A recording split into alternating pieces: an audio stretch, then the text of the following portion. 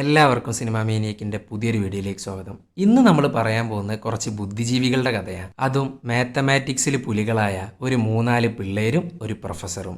ഇവരൊക്കെ കൂടെ ചേർന്ന് ഒരു ഉഡായിപ്പിനങ്ങ് ഇറങ്ങുന്നു. അതും ലക്ഷങ്ങളുടെ ഉഡായിപ്പ്. ഒറ്റ രാത്രി കൊണ്ട് ലക്ഷങ്ങളാണ് ഇവരുണ്ടാക്കാൻ പോകുന്നത്. അതെങ്ങനെയാണെന്നും അതിൻ്റെ രീതി എന്താണെന്നും ഒക്കെ നമുക്ക് വഴിയേ പറയാം. അപ്പോൾ ഞാൻ കൂടുതലൊന്നും പറഞ്ഞ് വലിച്ചു നീട്ടുന്നില്ല, നേരെ നമുക്ക് സിനിമയിലേക്ക് കടക്കാം. സിനിമയുടെ തുടക്കത്തിൽ തന്നെ കാണിക്കുന്നത് ഹാർവർഡ് മെഡിക്കൽ സ്കൂളാണ്. ഇതൊരു ചെറിയ സ്കൂളല്ല കേട്ടാ. ഇവിടെ അഡ്മിഷൻ കിട്ടുക എന്ന് പറയുന്നത് തന്നെ ഭയങ്കര ടഫായിട്ടുള്ള ഒരു കാര്യമാണ്. അങ്ങനെയുള്ളൊരു സ്കൂളിലേക്ക് അഡ്മിഷൻ എടുക്കാൻ വരികയാണ് നമ്മളുടെ നായകൻ ബെൻ. ഇവനെപ്പോലെ ജീനിയസ് ആയിട്ടുള്ളൊരു മനുഷ്യൻ വേറെ ഉണ്ടാവില്ല. കാഞ്ഞ ബുദ്ധിയാണ് ബെന്നിന്. അങ്ങനെ ബെൻ സ്കൂളിലെത്തി. അഡ്മിഷൻ എടുക്കാൻ ക്യാഷ് ഇല്ലാത്തതുകൊണ്ട് സ്കോളർഷിപ്പ് വഴി കയറാമെന്നാണ് ബെന്നിൻ്റെ പ്ലാൻ. അവൻക്കത് ഈസി ആയിട്ട് കിട്ടുകയും ചെയ്യും. കാരണം പുള്ളിക്കാരനില്ലാത്ത സർട്ടിഫിക്കറ്റ്സ് ഇല്ല. MITയിൽ ഗ്രാജുവേഷൻ, അതിനു പുറമെ ആ ഡിഗ്രി ഈ ഡിഗ്രി എന്ന് വേണ്ട സകലമാന സർട്ടിഫിക്കറ്റ്സും ഉണ്ട്. ചുരുക്കി പറഞ്ഞ ബ്രൈറ്റ് ആയിട്ടുള്ളൊരു സ്റ്റുഡൻ്റാണ് നമ്മളുടെ ബെൻ. പക്ഷേ ചെറിയൊരു പ്രശ്നമുണ്ട്. ഇവനെപ്പോലത്തെ ബ്രൈറ്റ് ആയിട്ടുള്ള ധാരാളം സ്റ്റുഡൻസിൻ്റെ CVകളാണ് ഇങ്ങോട്ട് വന്നിട്ടുള്ളത്. അതും 73 എണ്ണം. സോ ഇതൊരു ഗംഭീര കോമ്പറ്റീഷനാണ്. ഈ പറഞ്ഞ 73 പേരിൽ ഒരാൾ മാത്രമാണ് നമ്മളുടെ ബെൻ.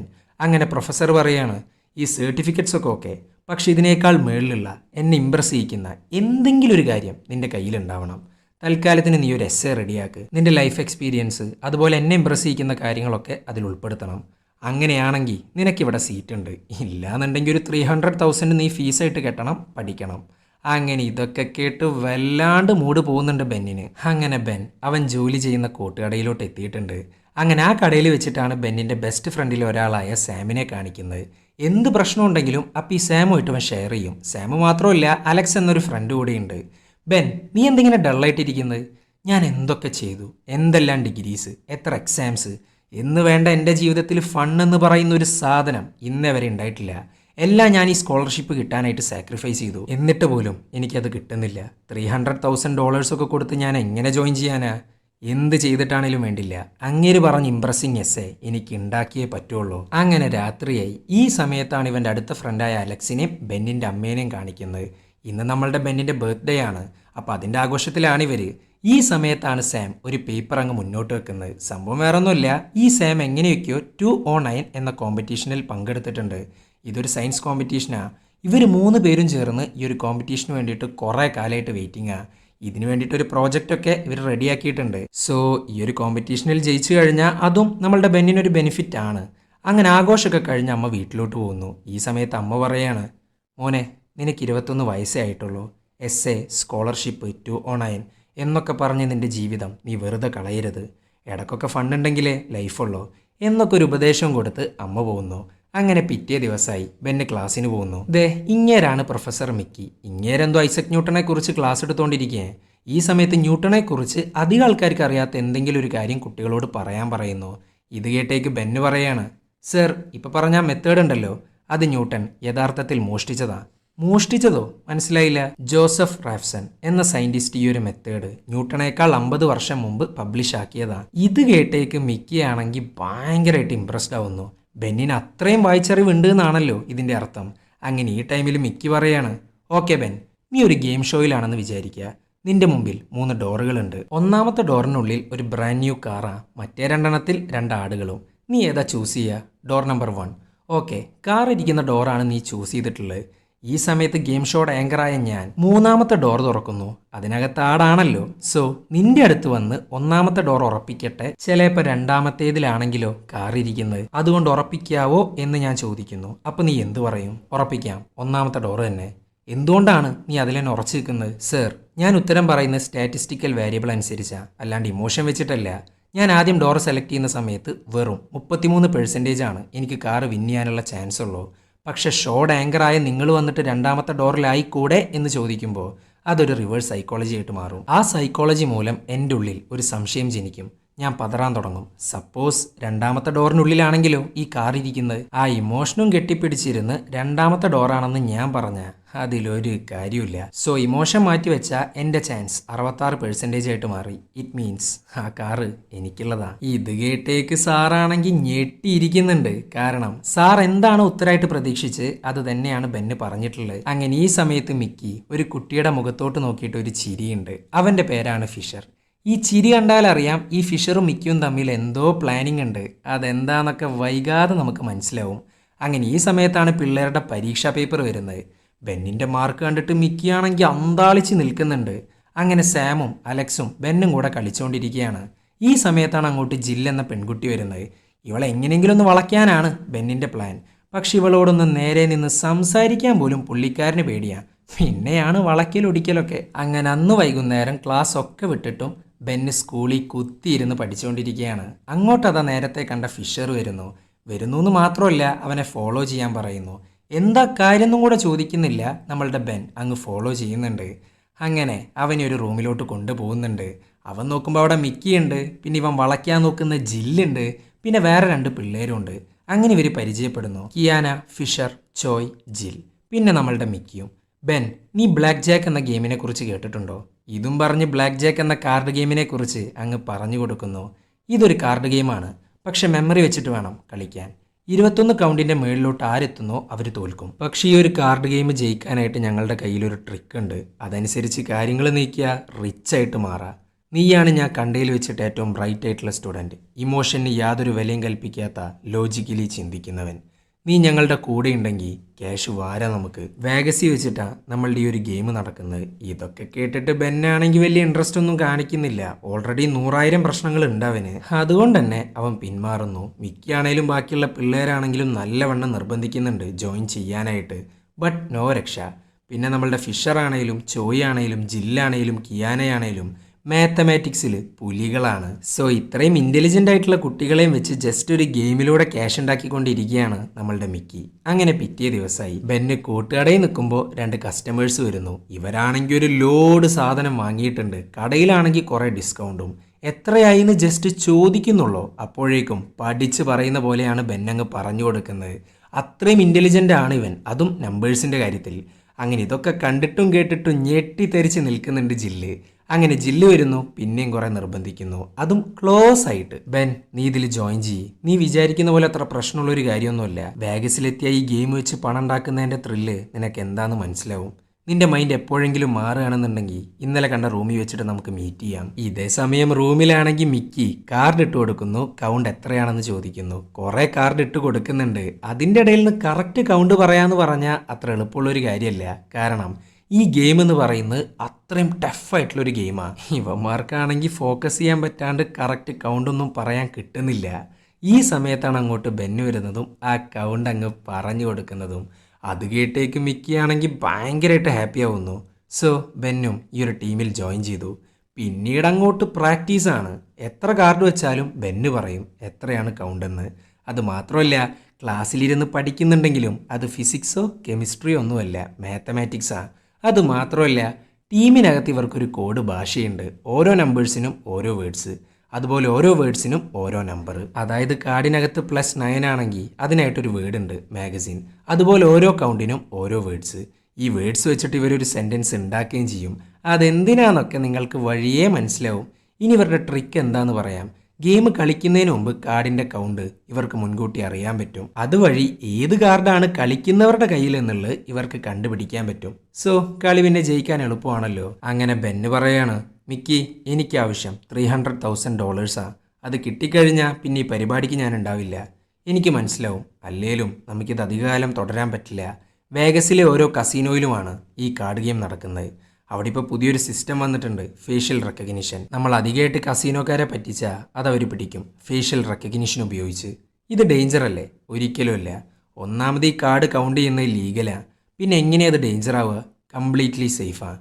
ഇത് പറയുമ്പോൾ തന്നെ കസീനോടെ സിസ്റ്റം കാണിക്കുന്നുണ്ട്. അവിടെ ആരെങ്കിലും കയറി പറ്റിക്കുന്ന യുവന്മാർ പിടിച്ചു കഴിഞ്ഞാൽ പിന്നെ തീർന്ന്. പഞ്ഞിക്കിടാന്നൊക്കെ പറഞ്ഞാൽ ബ്രൂട്ടലായിട്ടുള്ള പഞ്ഞിക്കിടലാണ്. ദേ ഇങ്ങേരാണ് കോള്. ഇവനാണ് അവരുടെ സിസ്റ്റവും കാര്യങ്ങളൊക്കെ നോക്കുന്നത്. ഇതിൻ്റെ ഇടയിൽ മിക്കും പിള്ളേരും കൂടെ ബെന്നിന് കൂടുതൽ കാര്യങ്ങളൊക്കെ പറഞ്ഞു കൊടുത്തോണ്ടിരിക്കുക. കസീനോയിൽ ബെറ്റിംഗ് നടക്കുന്നത് ഓരോ ടേബിളിലായിരിക്കും. അതിന് ഡെക്ക് എന്നാണ് പറയുക. സോ ആദ്യം ഗ്രൂപ്പിൽ ഏതെങ്കിലും ഒരാൾ ഡെക്കിൽ പോയിട്ട് മിനിമം തുകക്ക് ബെറ്റ് വെക്കും. ആ ബെറ്റിങ്ങിലൂടെ കൗണ്ട് എത്രയാണെന്ന് അവർ മനസ്സിലാക്കും. പക്ഷേ ബെറ്റിങ്ങിൽ അവർ തോറ്റു കൊടുക്കും. കാരണം വേറൊന്നുമില്ല, ഈ ഡെക്കിലോട്ട് കൂടുതൽ ആൾക്കാർ വരാൻ വേണ്ടിയിട്ടാണ്. സോ ഡെക്ക് ഹോട്ടാവും. അങ്ങനെ ഹോട്ടായി കഴിഞ്ഞാൽ മിനിമം തുകക്ക് ബെറ്റ് വെച്ചുകൊണ്ടിരിക്കുന്ന നമ്മളുടെ ഗ്രൂപ്പിൽ പെട്ടവൻ സിഗ്നൽ തരും. ആ സിഗ്നൽ അനുസരിച്ച് നമ്മളുടെ കയ്യിലെ ബിഗ് പ്ലെയേഴ്സായ ഫിഷർ അല്ലെങ്കിൽ ബെൻ ആ ഡെക്കിലോട്ട് കയറും. നമ്മളുടെ ഗ്രൂപ്പിൽ താൾ കൗണ്ട് എത്രയാണെന്ന് സിഗ്നലായി പറഞ്ഞു കൊടുക്കുകയും ചെയ്യും. ആ കൗണ്ട് വെച്ച് നിങ്ങൾ കളിക്കും, ജയിക്കും, ക്യാഷ് വാരും. ഇതാണ് നമ്മളുടെ പ്ലാൻ. ഇതും പറഞ്ഞ് അവരുടെ സിഗ്നലുകളൊക്കെ കാണിച്ചു കൊടുക്കുന്നുണ്ട്. പിന്നിലോട്ട് കൈകെട്ടുന്നത് ഡെക്ക് ഹോട്ടാണെന്ന് അറിയിക്കാൻ വേണ്ടിയിട്ടാണ്. എന്നാലല്ലേ ബെന്നിനല്ലെങ്കിൽ ഫിഷറിന് അവിടെ കയറി കളിക്കാൻ പറ്റുള്ളൂ. പിന്നെയുള്ള സിഗ്നലാണ് കണ്ണിൻ്റെ മുകളിൽ ചൊറിയൽ. അതിനർത്ഥം സംസാരിക്കണം എന്നാണ്. പിന്നെ അതെ ഡെക്കിൽ നിന്ന് പിന്മാറാനുള്ള സിഗ്നലാണിത്.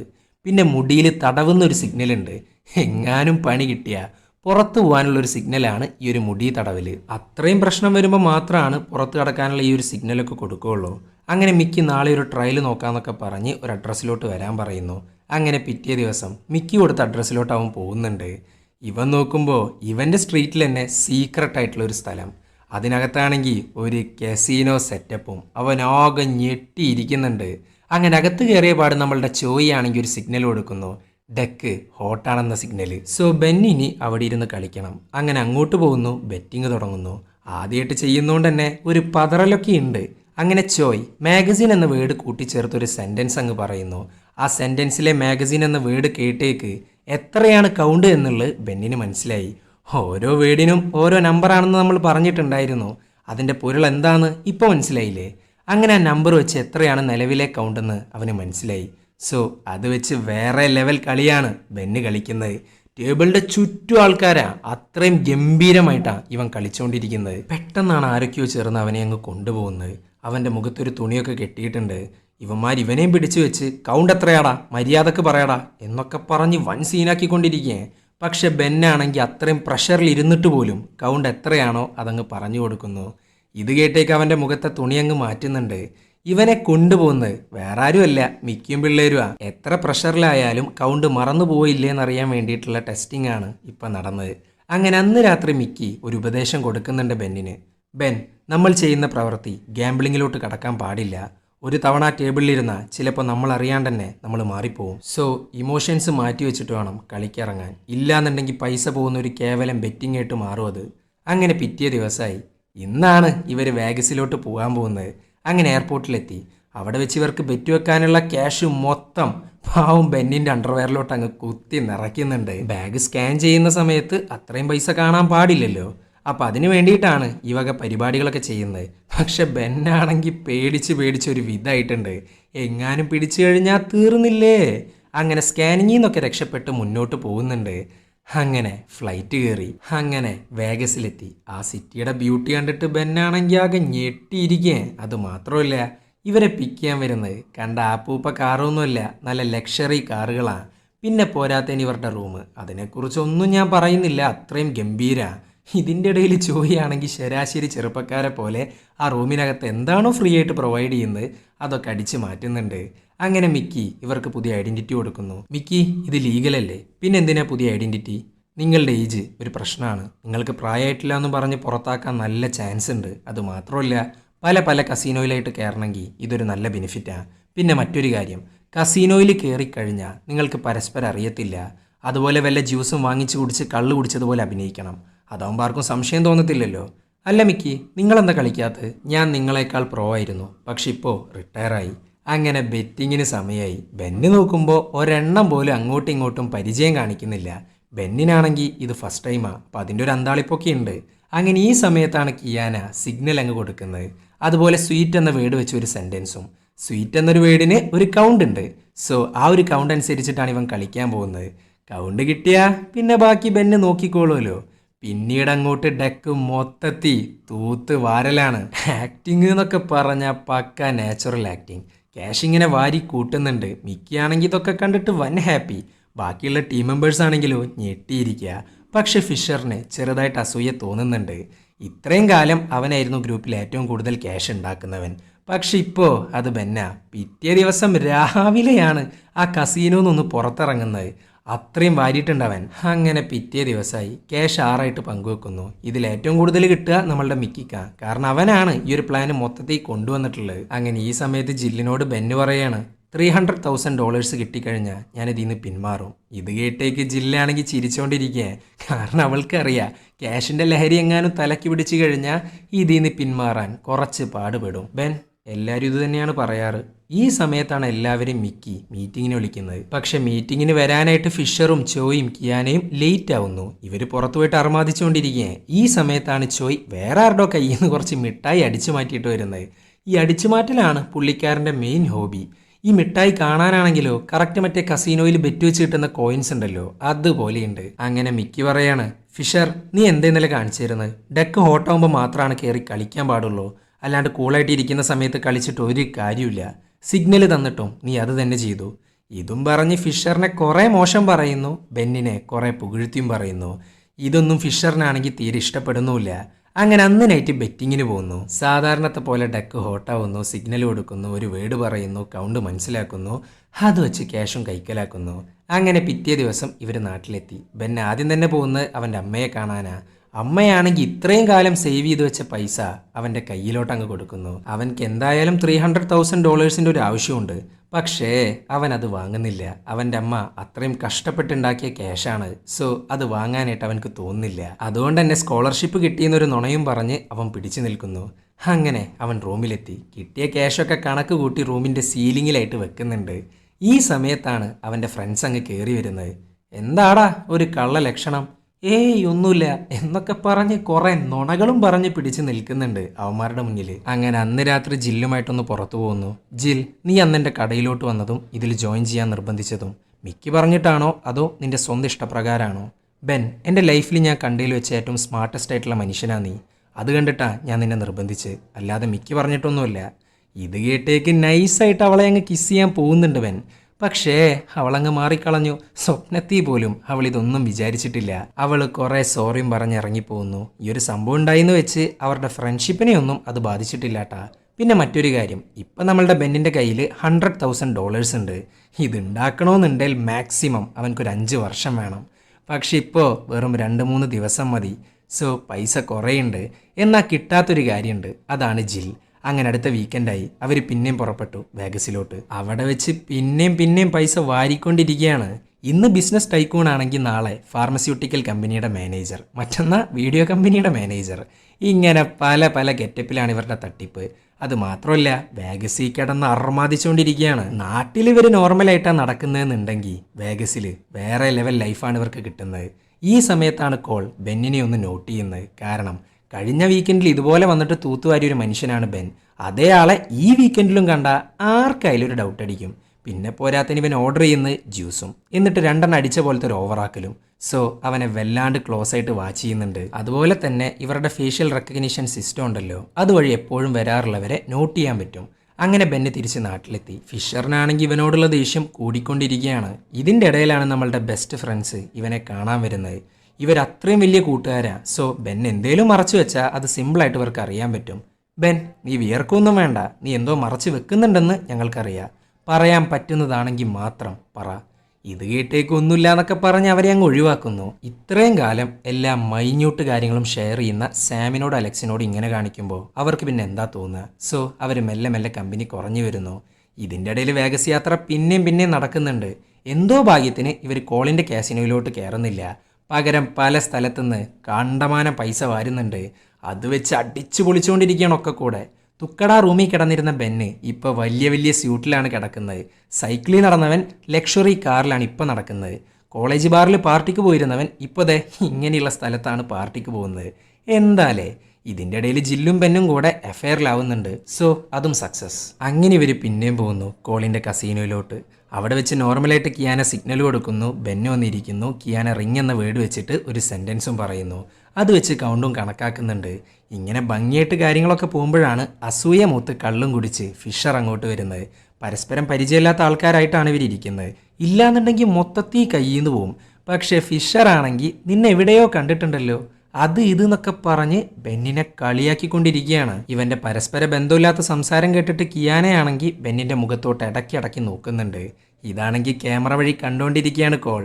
സോ കോൾ റിവൈൻഡ് അടിച്ച് നോക്കുന്നു. ആ സമയത്ത് അവൻ കറക്റ്റായിട്ട് കാണുന്നുണ്ട് കിയാന ബെന്നിന് സിഗ്നൽ കൊടുക്കുന്നതും ബെന്ന് വന്നിരിക്കുന്നതും. സോ ഇത് മൊത്തത്തിലൊരു സെറ്റപ്പാണെന്ന് അവൻക്ക് മനസ്സിലായി. ഇതിൻ്റെ ഇടയിൽ ആ ഒരു കസീനോയിലോട്ട് വന്ന കസ്റ്റമറുമായിട്ട് ഫിഷർ വൻ അലമ്പാക്കുന്നുണ്ട്. അങ്ങേരാണെങ്കിൽ ഗണ്ണൊക്കെ എടുത്തൊരു കെയോസിലോട്ട് കാര്യങ്ങളൊക്കെ കൊണ്ടുപോകുന്നുണ്ട്. പക്ഷെ അപ്പോഴേക്കും സെക്യൂരിറ്റീസ് വരുന്നു, എല്ലാവരെയും പിടിച്ചു മാറ്റുന്നു.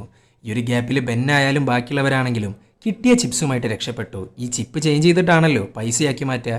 അങ്ങനെ അതുമായിട്ട് രക്ഷപ്പെട്ടു. അതുകൊണ്ട് മാത്രം കോളിനെ അവരെ പിടിക്കാൻ സാധിച്ചില്ല. അങ്ങനെ അതൊക്കെ കഴിഞ്ഞ് ബെന്നാണെങ്കിൽ ഫിഷറുമായിട്ട് വൻ സീനാക്കുന്നുണ്ട്. ഒരു വിധത്തിലാണ് എല്ലാവരും പിടിച്ചു മാറ്റുന്നത്. അങ്ങനെ മിക്കി എത്തിയെന്ന് മാത്രമല്ല ഫിഷറിനെ ടീമിൽ നിന്ന് അങ്ങ് പുറത്താക്കുന്നു. ഇനി അവൻ്റെ ആവശ്യമില്ല, അത്രയും കാട്ടിക്കൂട്ടിയിട്ടുണ്ട് ഇപ്പോൾ. സോ അവനെ പറഞ്ഞു വിടുന്നു. പക്ഷെ ഇതൊന്നുമല്ല ഇവരുടെ മെയിൻ പ്രശ്നം. കെസീനോയിൽ ഇത്രയും വലിയ പ്രശ്നം നടന്നുകൊണ്ട് ബെറ്റ് വെച്ച് കിട്ടുന്ന ചിപ്സ് ഉണ്ടല്ലോ, അത് കുറച്ച് ടൈമിനുള്ളിൽ മൊത്തത്തിൽ ചേഞ്ച് ആവും. അതിനർത്ഥം ഇവരുടെ കയ്യിൽ ഇപ്പോൾ ഇരിക്കുന്ന ചിപ്സിന് കുറച്ച് കഴിഞ്ഞാൽ യാതൊരു വില ഉണ്ടാവില്ല. ഇത് കൊടുത്താൽ മാത്രമാണ് ക്യാഷ് കിട്ടത്തുള്ളൂ. പക്ഷെ അത്രയും വലിയ പ്രശ്നം നടന്നുകൊണ്ട്, അതും ഇവർ കാരണം നടന്നുകൊണ്ട് ചിപ്സ് എക്സ്ചേഞ്ച് ചെയ്യാനായിട്ട് അങ്ങോട്ട് കയറി ചെല്ലാനും പറ്റില്ല. സോ കുറച്ച് ടൈം അതിനകം കയ്യിലിരിക്കുന്ന ചിപ്സ് പണമാക്കിയേ പറ്റുള്ളൂ. എന്നാൽ കുറച്ച് ടൈമിനുള്ളിൽ ഇവർക്ക് അങ്ങോട്ട് കയറി ചെല്ലാനും പറ്റില്ല. സോ നമ്മളുടെ ബെൻ ഒരു പ്ലാൻ അങ്ങ് പുറത്തെടുക്കുന്നു. സംഭവം വേറൊന്നുമില്ല, അവിടുത്തെ ബാർ ഡാൻസേഴ്സിന് അവരുടെ ചിപ്സ് അങ്ങ് കൈമാറുന്നു. എന്നിട്ട് കിട്ടിയ ടിപ്പാണെന്നും പറഞ്ഞ് കസീനോയിലോട്ട് വിട്ട് ആ ചിപ്സ് പണമാക്കി മാറ്റുന്നു. അതായത് ഇവർക്ക് യാതൊരു റിസ്ക്കും ഇല്ല. ഏതാ പ്ലാനിങ് അല്ലേ. അങ്ങനെ കിട്ടിയ പൈസയും കൊണ്ട് ബെന്നും ടീമും നാട്ടിലെത്തി. നാട്ടിലോട്ട് വരുന്ന ഗെറ്റപ്പാണ് ഈ കാണുന്നത്. അത് മാത്രമല്ല, സീലിങ്ങിൻ്റെ മുകളിൽ മൊത്തം ക്യാഷ് കുന്നുകൂടിയിട്ടാണ് കിടക്കുന്നത്. അങ്ങനെ ബെൻ അവൻ്റെ ബെസ്റ്റ് ഫ്രണ്ട്സിനെ കാണാൻ പോകുന്നു. ഇവന്മാരാണെങ്കിൽ കഴിഞ്ഞ 45 മിനിറ്റായിട്ട് ബെന്നിന് വേണ്ടിയിട്ട് വെയിറ്റിംഗാ. പണ്ടാണെങ്കിൽ കറക്റ്റ് ടൈമിൽ ബെന്നെത്തും. പക്ഷെ ഇപ്പോൾ അവൻ അങ്ങനെയല്ല. അങ്ങനെ ബെന്ന് വരുന്നു. ഇവരുടെ മറ്റേ സയൻസ് പ്രോജക്റ്റ് ഉണ്ടല്ലോ, അതിൻ്റെ എന്തോ കണക്ടറോ മറ്റോ കൊടുക്കുന്നുണ്ട്. ഈ ഒരു സംഭവം വാങ്ങാനായിട്ട് ബെന്നിനെയാണ് ഏൽപ്പിച്ചിട്ടുണ്ടായിരുന്നത്. പക്ഷെ വാങ്ങിയ സാധനം മാറിപ്പോയി. ഇതും കൂടെ ആയപ്പോൾ സാമിനും അലക്സിനും നല്ലവണ്ണം ദേഷ്യം കയറി വരുന്നുണ്ട്. ഇവൻ ഓരോ തവണയും ഇവരൊഴിവാക്കും. ഒഴിവാക്കാമെന്ന് മാത്രമല്ല, 2 on 9 എന്ന കോമ്പറ്റീഷന് വേണ്ടി ഇവർ ഒരുമിച്ച് തുടങ്ങിയ പ്രോജക്റ്റിൽ അടക്കം ബെൻ ഉഴപ്പ് കാണിക്കാൻ തുടങ്ങിയിട്ടുണ്ട്. സോ ഈ ഒരു പ്രോജക്റ്റിൽ നിന്ന് വിട്ടു നിൽക്കാനാണ് അലക്സും സാമും പറയുന്നത്. അവരെ കുറ്റം പറഞ്ഞിട്ടും കാര്യമില്ല. ഈ ഒരു വേഗസും ബെറ്റിങ്ങും പൈസയും ഒക്കെ കൂടെ ആയപ്പോൾ ഉണ്ടായിരുന്ന കാര്യങ്ങൾക്കൊക്കെ ബെന്നിന് വിലയില്ലാണ്ടായി. സോ ബെന്നിന് നല്ല ദേഷ്യം വരുന്നു. നീയൊക്കെ നിന്റെ പണിയും നോക്കി പോടാന്നും പറഞ്ഞ് അവൻ അടുത്ത ബെറ്റിങ്ങിന് പോകുന്നു. പക്ഷേ ഈ ഒരു സംഭവം അവനെ വല്ലാതെ തളർത്തിയിരുന്നു. സോ ആദ്യമായിട്ട് കളിക്കുന്ന കളിയിൽ അവൻ തോൽക്കാൻ തുടങ്ങി. പിന്നീട് ലോജിക്കലി ചിന്തിക്കൽ മാറിയിട്ട് ഇമോഷനിലൂടെ ചിന്തിക്കാൻ തുടങ്ങി. അതുകൊണ്ട് തന്നെ പൊട്ടിയ കളിയിൽ പിന്നെയും ബെറ്റ് വെച്ച് കൂട്ടുന്നുണ്ട്. സോ ഒരു നഷ്ടക്കളിയാണ് ഇവൻ കളിച്ചുകൊണ്ടിരിക്കുന്നത്. ചുരുക്കി പറഞ്ഞാൽ ഗാംബ്ലിങ്. മതി, നിർത്ത്, പുറത്തു പോകാമെന്നൊക്കെ കിയാന സിഗ്നൽ കൊടുക്കുന്നു. പക്ഷെ ബെൻ അതൊന്നും മൈൻഡ് ചെയ്യുന്നില്ല. കിയാനക്ക് പുറമെ ജില്ലു വന്നിട്ട് പലതും കാണിച്ച് പുറത്ത് കൊണ്ടുപോകാനൊക്കെ നോക്കുന്നുണ്ട്. പക്ഷെ ആര് കേൾക്കാൻ, അവൻ പിന്നെയും കളിച്ച് ഉള്ള ക്യാഷും കൂടി വെള്ളത്തിലാക്കുന്നു. അതുകൊണ്ട് തന്നെ മിക്കി ഭയങ്കരമായിട്ട് ചൂടാവാന്ന് മാത്രമല്ല, ഇതിൻ്റെ നഷ്ടം തീർക്കാനായിട്ട് ഇത്രയും കാലം ബെന്ന് സേവ് ചെയ്ത് വെച്ച പൈസ മിക്കിക്ക് കൊടുക്കാൻ പറയുന്നു. നിൻ്റെയൊക്കെ വിചാരം എന്താ, എനിക്ക് നിന്നോടൊക്കെ സ്നേഹാന്നോ? എനിക്ക് വേണ്ടിയിട്ട് പൈസ ഉണ്ടാക്കി തരുന്ന ജോലിക്കാർ മാത്രമാണ് നിങ്ങൾ. ഇതൊരു ബിസിനസ്സാ. അതുകൊണ്ട് ബെൻ, ഇന്നുണ്ടായ നഷ്ടത്തിന് പകരം നീ ഉണ്ടാക്കി വെച്ച മുഴുവൻ പൈസയും എനിക്ക് വേണം. ഇത് കേട്ടേക്ക് ബെന്നാണെങ്കിൽ ഭയങ്കരമായിട്ട് ദേഷ്യപ്പെടുന്നു. താൻ എന്തുകൊണ്ടാടോ ഇതുവരെ കളിക്കാൻ ഇറങ്ങാത്തത്? കാരണം തനിക്ക് വേണ്ടിയിട്ട് റിസ്ക് എടുക്കുന്നത് ഞങ്ങളാ. അതുകൊണ്ട് 5ൻ്റെ പൈസ ഞാൻ നിനക്ക് തരാൻ പോണില്ല. ബെൻ, എനിക്ക് കിട്ടേണ്ട ക്യാഷ് എനിക്ക് കിട്ടിയില്ല എന്നുണ്ടെങ്കിൽ ഞാൻ ആരാന്ന് നീ അറിയും എന്നും പറഞ്ഞ് പുള്ളിക്കാരൻ അങ്ങ് ഇറങ്ങി പോകുന്നുണ്ട്. ഈ സമയത്ത് ബെന്ന് ബാക്കിയുള്ളവരോട് ചോദിക്കുകയാണ്, അങ്ങേരില്ലെങ്കിൽ നമുക്കെന്താ, നമ്മൾ കളിക്കും, ജയിക്കുകയും ചെയ്യും. ഇത്രയും കാലം കിട്ടുന്നതിൻ്റെ പാതി അങ്ങേർക്കാണ് കൊടുത്തിരുന്നത്. ഇനി അങ്ങേരില്ല, നമ്മൾ മാത്രം കളിക്കുന്നു, ജയിക്കുന്നു, കിട്ടുന്ന പൈസ ഒരാൾക്കും ഷെയർ കൊടുക്കാണ്ട് നമ്മളെടുക്കുന്നു. ഇത് കേട്ടേക്ക് ചോദിക്കും കിയാനക്കും ആണെങ്കിൽ ഇതൊരു നല്ല ഐഡിയ ആയിട്ടാണ് തോന്നുന്നത്. ഇത്രയും കാലം കിട്ടുന്നതിൻ്റെ 50% പോയിരുന്നത് മിക്കിക്കാ. സോ അവരൊക്കെ പറയുന്നു. പക്ഷേ ഈ സമയത്ത് ജില്ലാണെങ്കിൽ ഇതിൽ നിന്ന് പിന്മാറാം എന്നാണ് പറയുന്നത്. കാരണം ബെൻ ഓൾറെഡി $300,000 ഉണ്ടാക്കിയിട്ടുണ്ട്. എന്നിട്ടും കളി തുടരണമെന്നുണ്ടെങ്കിൽ അത് പൈസ കണ്ടിട്ട് കണ്ണ് മഞ്ഞളിച്ചിട്ടാ. ജിൽ, ഞാൻ പഴയ ആളല്ല. ഈ വേഗസും ഈ ഗെയിമും എനിക്ക് വല്ലാത്തൊരു സന്തോഷമാണ് തരുന്നത്. ഇതും പറഞ്ഞ് രണ്ടും കൽപ്പിച്ച് മിക്കി ഇല്ലാതെ ആദ്യമായിട്ട് ഇവർ കളിക്കിറങ്ങുന്നു. പതിവ് പോലെ സിഗ്നൽ കൊടുക്കുന്നു, ഇരിക്കുന്നു, പൈസ ഉണ്ടാക്കുന്നു. പക്ഷെ ആരും അറിയാണ്ട് ഇവരെ വാച്ച് ചെയ്തുകൊണ്ടിരിക്കുകയാണ് മിക്കി. വാച്ച് ചെയ്യാന്ന് മാത്രമല്ല, അവൻ കോളിനെ വിളിച്ച് ഒറ്റിക്കൊടുക്കുന്നു. കോളാണെങ്കിൽ ആകെ അതിശയപ്പെട്ടിരിക്കുക. കാരണം വിളിക്കുന്ന മിക്കിയാണ്. ഇവർ തമ്മിൽ ചെറിയൊരു പാസ്റ്റ് ഉണ്ട്. അതെന്താണെന്നൊക്കെ വഴിയേ മനസ്സിലാവും. അങ്ങനെ കോളും ബാക്കിയുള്ള സെക്യൂരിറ്റീസും കൂടെ ബെന്നിനെ പിടിക്കാൻ വരുന്നു. ഇവർ വന്നിട്ട് നൈസായിട്ട് അങ്ങ് വളയുന്നുണ്ട്. ഇത് കണ്ടേക്ക് ജില്ലി കിയാനയോട് കാര്യം പറയുന്നു. പക്ഷെ കിയാനയാണെങ്കിൽ ജില്ലിനെയും കൊണ്ട് അവിടുന്ന് പോവാൻ ഇല്ലാന്നുണ്ടെങ്കിൽ എല്ലാവർക്കും പണി കിട്ടും. അങ്ങനെ കോള് ബെന്നിനെ മാത്രം പിടിക്കുന്നു. ശേഷം പെരുമാറിക്കൊണ്ടിരിക്കാൻ കുറേ അടിക്കുന്നുണ്ട്. ഇത്രയും ചെറിയ പ്രായത്തിൽ ഇത്രയും അടി വാങ്ങിക്കൂട്ടാന്ന് പറഞ്ഞാൽ കുറച്ച് സീനാ. അല്ല ബെൻ, നിന്റെ പ്രൊഫസർ മിക്കി എന്തിയെ? അവനാ നിന്നെ ഒറ്റിത്തന്നത്. അവനും ഞാനും തമ്മിൽ ചെറിയൊരു പാസ്റ്റ് ഉണ്ട്. പണ്ട് കാലത്തെ മെയിൻ തട്ടിപ്പുകാരനായിരുന്നു മിക്കി. നിങ്ങൾ എന്താണോ ചെയ്യുന്നത് അതേ എക്സാക്റ്റ് സെയിം കാര്യം തന്നെയാണ് അവനും ചെയ്തിരുന്നത്. അവന് വേണ്ടിയിട്ട് ഞാൻ കുറേ അലഞ്ഞതാ.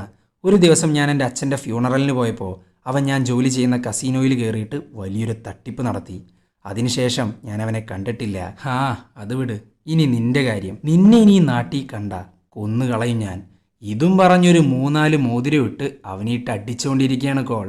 അങ്ങനെ രാവിലെയായി. അപ്പോഴാണ് അവനെ ഒന്ന് വെറുതെ വിടുന്നത്. അടി കിട്ടി ഒരു പരുവായിട്ടുണ്ട് അവൻ. അങ്ങനെ അവൻ നാട്ടിലെത്തി. അവിടെ ചെന്ന് നോക്കുമ്പോൾ ഞെട്ടിക്കുന്ന കാര്യങ്ങളാണ് അവൻ കാണുന്നത്. ഇത്രയും കാലം അവൻ ശേഖരിച്ചു വെച്ച പൈസ മിക്കി കൊണ്ടുപോയി. സോ അഡ്മിഷൻ ഇനി വെറും സ്വപ്നം മാത്രം. ഇതൊക്കെ കണ്ട് ഭ്രാന്ത് പിടിച്ച് കരഞ്ഞുകൊണ്ടിരിക്കുകയാണ് അവൻ. അങ്ങനെ ബെന്ന് മിക്കിയെ കാണാൻ പോകുന്നു. പക്ഷേ മിക്കിയാണെങ്കിൽ അവനെ ക്ലാസ് റൂമിൽ വെച്ച് അപമാനിക്കുന്നുണ്ട്. അങ്ങനെ അതൊക്കെ കഴിഞ്ഞ് അവൻ നേരെ ജില്ലിനെ കാണാനാണ് പോകുന്നത്. ജിൽ, അങ്ങേരെല്ലാം കൊണ്ടുപോയി. എൻ്റെ അഡ്മിഷൻ, സ്വപ്നം ഒക്കെ പോയി. എല്ലാം എൻ്റെ തെറ്റാ. വേഗസിൽ ഞാൻ മറ്റാരോ ആയിരുന്നു. എനിക്കെന്താ പറ്റിയെന്ന് എനിക്ക് തന്നെ അറിയില്ല. നിന്നെ കൂടെ നഷ്ടപ്പെടുത്താൻ എനിക്ക് വയ്യ. എനിക്ക് നഷ്ടപ്പെട്ട ഓരോ കാര്യങ്ങളും വീണ്ടെടുക്കണം. ഇത് കേട്ടേക്ക് ജില്ലാണെങ്കിൽ അവൻ്റെ കൂടെ അങ്ങ് നിൽക്കുന്നുണ്ട്. അങ്ങനെ അവിടുന്ന് അവൻ നേരെ പോകുന്നത് സാമിനെ അലക്സിനെയും കാണാനാ. അവിടെ ചെന്ന് നോക്കുമ്പോൾ ഇവന്മാരാണെങ്കിൽ 2-on-9 എന്ന കോമ്പറ്റീഷനിൽ വിൻ ചെയ്തിരിക്കുക. സോ അതും കയ്യിൽ നിന്ന് പോയി. പക്ഷെ തൻ്റെ ഫ്രണ്ട്സിന് കിട്ടുന്നത് കണ്ടിട്ട് ബെന്ന് നല്ലവണ്ണം ഹാപ്പി ആവുന്നു. അവൻ്റെയും കൂടെ കുറ്റം കൊണ്ടാണല്ലോ ഇതില്ലാണ്ട് പോയത്. അങ്ങനെ ബെന്ന് സാമിനോട് സംസാരിക്കുന്നു മാത്രമല്ല നടന്ന കാര്യങ്ങളെക്കുറിച്ചൊക്കെ പറയുന്നുണ്ട്. എന്നിട്ട് സോറിയും പറയുന്നു. സോ അവർ പിന്നെ സെറ്റായിട്ടുണ്ട്. ബെൻ, നിന്നെ കുറ്റം പറഞ്ഞിട്ടും കാര്യമൊന്നുമില്ല. കുറേ പൈസ കണ്ട എൻ്റെ കണ്ണും മഞ്ഞളിക്കും. അല്ല, നിൻ്റെ അടുത്ത പ്ലാൻ എന്താ? അതിൻ്റെ ഉത്തരമായിട്ട് അവൻ കയറി ചെല്ലുന്നത് മിക്കിയുടെ അടുത്തോട്ടാ. മിക്കി, ഞാൻ കാണിച്ചത് തെറ്റാ. എനിക്ക് തിരിച്ചു വരണം. എൻ്റെ കയ്യിൽ നിന്ന് പോയതെല്ലാം എനിക്ക് തിരിച്ചു പിടിക്കണം. നീയും ഞാൻ ഒരുമിച്ച് നിന്നാൽ നമുക്ക് പറ്റാത്തതായിട്ട് ഒന്നുമില്ല. ഫേഷ്യൽ റെക്കഗ്നിഷൻ സിസ്റ്റം കൂടിക്കൊണ്ടിരിക്കുക. സോ നമ്മളുടെ ഓപ്പർച്യൂണിറ്റി കുറയുന്നു. അതുകൊണ്ട് ഇതാണ് പറ്റിയ സമയം. നമുക്ക് ഒരുമിച്ച് നിൽക്കാം. ഇങ്ങനെ പലതും പറഞ്ഞ് മിക്കിയെ പഴയതുപോലെയാക്കുന്നു. സോ 2 ബിഗ് പ്ലെയേഴ്സാണ് ഒരുമിക്കാൻ പോണത്. ഇനി എന്തൊക്കെ നടക്കുന്നുള്ളത് കണ്ട് തന്നെ അറിയാം. അങ്ങനെ ടീം മൊത്തത്തിൽ വേഗസിലെത്തിയിട്ടുണ്ട്. അതും വ്യത്യസ്ത ഗെറ്റപ്പിൽ. കാരണം ഫേഷ്യൽ റെക്കഗ്നിഷൻ വഴി ഇവരുടെ ഫേസൊക്കെ ഓൾറെഡി പെട്ടിട്ടുണ്ട്. അങ്ങനെ ടീം മൊത്തം കൂടെ ഇതുവരെ കാണാത്ത അത്രയും പൈസ വാരി കൂട്ടുന്നുണ്ട്. 2 ബിഗ് പ്ലെയേഴ്സ് ആണല്ലോ ഒന്നിച്ചിരിക്കുന്നത്. അങ്ങനെ കുറേ ഉണ്ടാക്കുന്ന സമയത്താണ് ഇവരുടെ ഗെറ്റപ്പ് കണ്ട് സംശയം തോന്നി അങ്ങോട്ട് കോള് വരുന്നത്. അപ്പം തന്നെ ജില്ലി സിഗ്നൽ കൊടുക്കുന്നു. ഇവർ പിന്നെ ഒന്നും നോക്കിയില്ല, അങ്ങ് ഓടുന്നു. അവരുടെ പിന്നാലെ തന്നെയുണ്ട് കോളും സെക്യൂരിറ്റീസും. ജില്ലും ബെന്നും മിക്കിയും കൂടെ എങ്ങോട്ടൊക്കെയോ ഓടുന്നുണ്ട്. ഓടുന്നതിൻ്റെ ഇടയിൽ മിക്കി ആണെങ്കിൽ ഇവരുടെ കയ്യിലെ ചിപ്സ് വാങ്ങുന്നു. ശേഷം ക്ലബ്ബിൽ വെച്ച് കാണാം. എന്നിട്ട് അവരോട് വേറെ വഴി ഓടാൻ പറയുന്നു. സംഭവം വേറെ ഒന്നുമില്ല, സെക്യൂരിറ്റീസിനെ വഴിതെറ്റിക്കാനാണ്. അങ്ങനെ ഇവർ ഓടി സേഫ് ആയിട്ടുണ്ട്. ഇതിൻ്റെ ഇടയിൽ മിക്കി ആണെങ്കിൽ കാറിൽ കയറുന്നു, രക്ഷപ്പെടുന്നു. അതും പോകുന്നത് ക്ലബിലോട്ടൊന്നുമല്ല, എയർപോർട്ടിലോട്ടാണ്. അതായത് ചതി. കിട്ടിയ ചിപ്സുമായിട്ട് ഇവൻ രക്ഷപ്പെടാനാണ് നോക്കുന്നത്. അങ്ങനെ ചിപ്സ് എടുത്ത് നോക്കുമ്പോൾ അതിനകത്ത് ചിപ്സിന് പകരം ചിപ്സിൻ്റെ രൂപമുള്ള മിഠായിയാണ്. ഇങ്ങോട്ടൊരു പണി കൊടുത്തപ്പോൾ 8ൻ്റെ ഒരു പണി ബെൻ അങ്ങോട്ട് കൊടുത്തു. അന്ന് കോള് ബെന്നിനെ പിടിച്ചപ്പോൾ കുറേ മോതിരമൊക്കെ ഇട്ട് അടിക്കാൻ പോയിരുന്നു. പക്ഷെ അന്ന് അടിച്ചിട്ടില്ല. പകരം ഒരു ഡീലാണ് മുന്നോട്ട് വെച്ച്. അവനക്ക് മിക്കിയെ കിട്ടണം. അവനെ ബെന്ന് കൊണ്ടുവരണം. അതിന് പകരമായിട്ട് കസീനോയിൽ നിന്ന് കിട്ടുന്ന പൈസ ബെന്നിനെടുക്കാം. സോ ആ ഒരു ഡീൽ അനുസരിച്ചിട്ടാണ് ഓടുന്നതിനിടെ നൈസായിട്ട് ജില്ലും ബെന്നും കൂടെ ആ കവറങ്ങ് മാറ്റിയത്. സോ ഇപ്പം വെറും ചോക്ലേറ്റ്സ് മാത്രമാണ് ആ കവറിനകത്ത്. അതും പോരാഞ്ഞിട്ട് ഇവൻ്റെ കാർ ഓടിക്കുന്ന ഡ്രൈവർ കോളിൻ്റെ ആളാണ്. അപ്പോൾ മിക്കിയുടെ കാര്യത്തിൽ ഒരു തീരുമാനമായി. ഈ സമയത്താണ് കോള് ബെന്നിനെ കാണാൻ വരുന്നത്. ആദ്യം കുറേ താങ്ക്സ് ഒക്കെ പറയുന്നു. പക്ഷെ താങ്ക്സ് കൂടാണ്ട് മറ്റൊരു കാര്യം കൂടെ പറയുന്നുണ്ട്. ബെൻ, എൻ്റെ ജോലിയിൽ റിട്ടയർ ആയി കഴിഞ്ഞാൽ പെൻഷനൊന്നുമില്ല. സോ ഇന്ന് രാത്രി നീ ഉണ്ടാക്കിയെടുത്ത പൈസ എനിക്ക് വേണം. ഇതും പറഞ്ഞ് ഗണ്ണങ്ങ് കാണിക്കുന്നു. സോ ആ ക്യാഷും പോയി. ചുരുക്കി പറഞ്ഞ ബെന്ന് വട്ടപൂജ്യത്തിലെത്തിയിട്ടുണ്ട്. എന്നാൽ ഇവിടെ കോളിനെ മിക്കിനെയൊക്കെ പൊട്ടനാക്കിയിട്ട് ബെന്നൊരു കളി അങ്ങ് കളിച്ചിരുന്നു. മാത്തമാറ്റിക്സിൽ അത്യാവശ്യം പുലികളായ സാമിനെ അലക്സിനെയും ഇങ്ങോട്ട് കൊണ്ടുവന്നിട്ടുണ്ടായിരുന്നു. ഇവിടെ ഇത്രയും വലിയ ഡ്രാമ നടക്കുമ്പോൾ ആ ഒരു ഗ്യാപ്പിലിരുന്ന് ക്യാഷ് ഉണ്ടാക്കിക്കൊണ്ടിരിക്കുകയാണ് അലക്സും സാമും. സോ ചോയ്, ജില്ല്, കിയാന, ബെന്ന്, സാം, അലക്സ് ഇവർ6 പേരും കൂടെ നടത്തിയ ഒരു ഡ്രാമയാണത്. നമ്മളുടെ സാമിൻ്റെ അതുപോലെ തന്നെ അലക്സിൻ്റെ ഫേസ് ഒന്നും ഫേഷ്യൽ റെക്കഗ്നിഷനിലില്ല. സോ സംഭവം സേഫാണ്. ഏതാ ബെന്നിൻ്റെ പ്ലാനിങ് അല്ലേ. സോ ക്യാഷും കിട്ടി, എല്ലാം സെറ്റായി. ഇവിടെ വെച്ചിട്ടാണ് ഈ സിനിമ അങ്ങ് എൻഡ് ചെയ്യുന്നത്. അപ്പോൾ വീഡിയോ ഇഷ്ടപ്പെട്ടാൽ ലൈക്ക് ചെയ്യുക. കൂടുതൽ വീഡിയോകൾക്കായി ചാനൽ സബ്സ്ക്രൈബ് ചെയ്യുക. അപ്പോൾ ഓക്കെ, ബൈ.